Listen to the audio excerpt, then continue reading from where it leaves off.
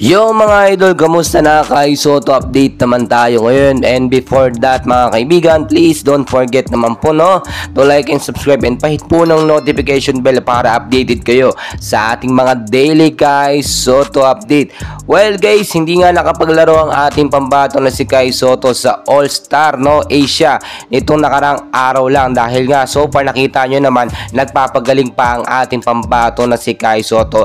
At tulad din po ng aking sinabi, hindi siya pinayagan ni Coach Taketo na maglaro para maireserba sa magiging laban nila sa January 17. At dahil nga po nagpapagaling at kinukumpirma pa, kinukondisyon pa yung naging injury dito nga po sa may ankle ni Kay Soto, yung sprain injury niya ay talagang pinagpapahinga muna. Pero ang tanong po, makakapaglaro na nga ba ang ating pambato na si Kay Soto sa January 17 sa pagiging Game 5 or Game 5 pang limang laban na ng ating pambato dito sa Yokohama? Well guys, kumpirmadong makakapaglaro na ang ating pambato na si Kay Soto. Kung makikita nyo naman, kahit hindi siya nakapaglaro sa All-Star Asia ay nandun po ang kanyang presensya. Dahil kung makikita nyo, kapag walang Kay Soto nakapaglaro sa January 17, malaki ang tsansang matalo ang Yokohama dahil wala po silang magalakas na depensa na si Kay Soto lamang po ang nakakagawa.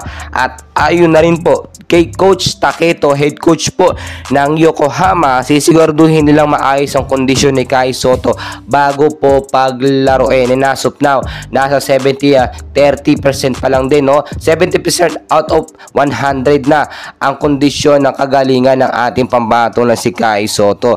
At hintayin talaga natin kapag nakabalik nga po ang tunay na lakas ng ating pambato na si Kay Soto. Aasahan nyo, mas mabibigyan ng mahabang playing time itong si Kay Soto.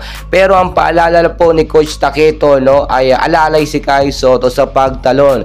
Hindi na daw po kasi kailangan ni Kay Soto tumalon ng malakas, dahil sa kanyang katangkaran, kahit lumiyad siya or half inch lang mga talunan, wala pong problema. Yung nangyaring injury kasi talagang aksidente lamang yun. Nung pagtalon niya, natapakan yung paa ng kasama niya, doon po napasama ang ating pambato na si Kay Soto. And well guys, suportahan pa rin natin si Kay Soto ngayon po kasi kinakailangan ni Kay na suporta ng mga Pilipino.